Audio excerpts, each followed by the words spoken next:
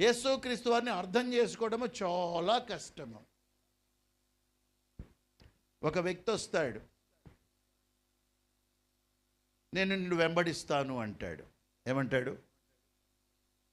మరి అన్నప్పుడు రానాయినా ఆ 12 మందితో పాటు నువ్వు కూడా ఉంది కానీ రా అని అనలే. ఎడ్డమంటే తడ్డమంటాడు యేసుక్రీస్తు వారు. ఎప్పుడు కూడా పరీక్షించడానికి అనుకుంటా. నాకే జగా లేదు,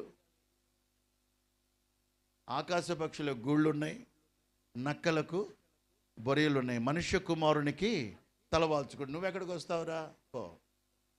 ఒకడిని రమ్మంటాడు, ఈడేం వస్తానంటే వద్దంటాడు. ఒకడినేమో రమ్మంటాడు, వాడు రాడు. వాడు అంటాడు మా డాడీ డెడ్ బాడీ ఉంది, వాడిని పాతి పెట్టుకోవాలా అంటాడు. ఒకడొచ్చి సద్బోధకుడా అంటాడు యేసుక్రీస్తు వారిని. ఏమంటాడు? ఎడ్డమంటే తడ్డి వేది కూడా ఒప్పుకోడు ఒక అంత తేలిగ్గా. సద్బోధకుడు నేనెట్టయితాను, పరలోకమందున్న తండ్రి కదా